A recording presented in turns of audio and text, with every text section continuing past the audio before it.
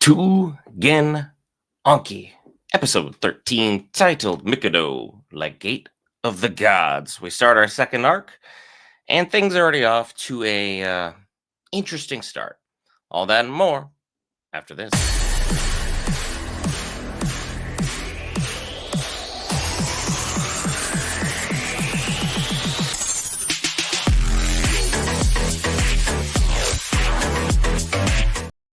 All right, guys, right here back with Geek Fans. Cover all things Marvel, DC, Lord of the Rings, anime, gaming, Star Wars, Magic the Gathering, and more. This time, Tugan Anki, which was a pretty okay start to the season. I mean, literally, we had a new opening and we didn't even take a week off. This is showing what production really can be when we do these 24 episode cours, kind of like, Tugan Anki and Gacha Kudo are both currently doing. So, more content, completely a fan of in many, many regards. With our new arc, we're starting off with some reconnaissance. We are off the island, we are out and about, and we're trying to learn as much as we can. As we still, basically neck deep in the Momotaro and Oni war, we are trying to discover more and more information pertaining to not only growing our group, but also discovering more or less kind of what the abilities that Shiki truly has, because we have figured out that he's got very, very special blood, and being a child of Kishin, we're going to see exactly just how unique he may potentially be. As it started off the episode, originally I thought I was watching the wrong anime because everybody was wearing disguises. And I was like, who is this? Who's that? Natsu?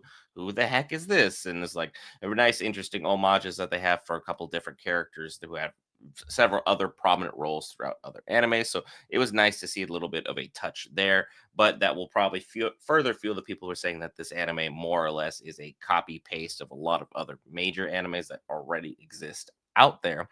And within this disguise heavy episode, we're kind of getting into some spy espionage territory.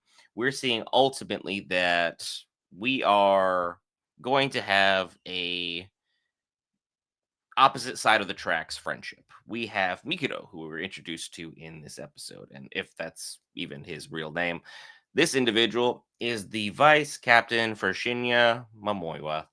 And Shinya is the one who's personally taken on this mission completely outside of his standard scope in order to go after Shiki because he wants to earn that promotion. He wants to be the next big dog, so to speak, for the Momotaru agency. He wants to be the guy calling the shots, making decisions, making the big plays. He wants to be the individual making sure that everything gets done the way that he wants to, and ensure he wants to make sure that Shiki is completely out of commission in order to make that happen. We're introduced through Mikado through a rather generic and kind of kind-hearted gesture. There were a couple kids who were struggling to win some prizes at a festival that Shiki snuck off from the main group to go out and see. At this time, the kids are complaining. Shiki's like, "Oh, this is an event where we have, a pop gun where you have the little cork and you shoot it out of the gun. You hit the thing, and if you hit it the right way, because of the way it's weighted, it will topple over." However, the kids weren't that good of an aim. However, Shiki is, because we know, guns are kind of his thing. And as it turns out, Mikado rather flashy with them as well. They basically just decide both to go crazy with it after they see each other hit both their shots perfectly. Make direct eye contact, don't even need a word. They both mentally are on the same exact wavelength and just go ham and absolutely clean out this dude's festival rack. He has no items left. He had to close up early for the day because, well, every single prize that was even potentially available is now gone thanks to Shiki and Mikado. Those two, of course, bond over this because, like, hey, man, nice shot. I really liked the way you were doing things. This is really impressive. Good work. Blah, blah, blah. Next thing you know, they are friends and they're exchanging information and they're becoming fast, fast friends. And Mikado introduces himself as a cop. However, he keeps getting called off to work at random times. His work is literally for the Momotaro. Him being the vice captain for Shinya is going to make things extra complicated. It's going to be hilarious when they keep both being called off like they were in the post-credit scene to have to go deal with each other's agency. And then they just have me like, what are you doing here? Why are you here?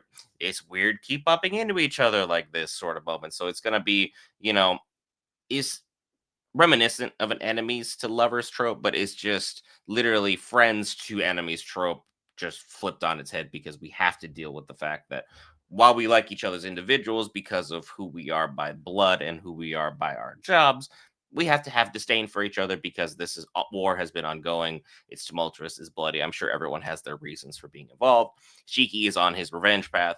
Mikado, we still need more information pertaining to. And we're able to visit Narama. And Narama is a reconnaissance agency, and the individual running the shop is rather on point, I will say.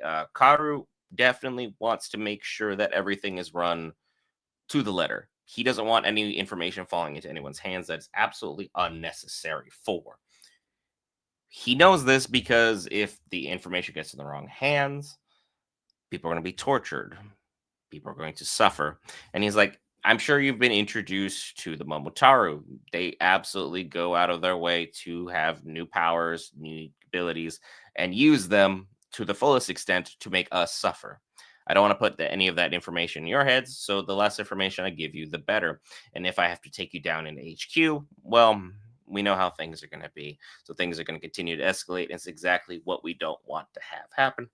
So he is rather protective of the students, even though he takes a special interest in Shiki. Again, Shiki being the loudmouth that he is while we're visiting this agency is, of course, like, I'd rather die than give up any information to the Momotaro, which, the loudmouth hero usually means it, but at the same time, everyone says that until you start seeing like horror movies and like exactly what happens to everybody during the actual interrogations and the war films, and you're like, oh, I I didn't that looks awful. I don't want anything to do with that. I may, give you some information, just to kind of speed up the process. So the fact that Karu is straight up just like, hey, it's better you don't know. It's easier for everybody.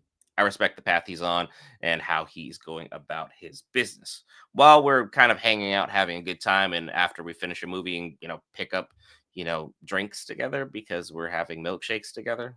Like, are they dating? Are they just really, really good besties? Or are they dating? Like, there's weird vibes being thrown out by these two because they're so much similar alike that they get ultimately called off to do separate things. Shinya calls Mikado first. Then the teacher calls Shiki after Mikado has already left.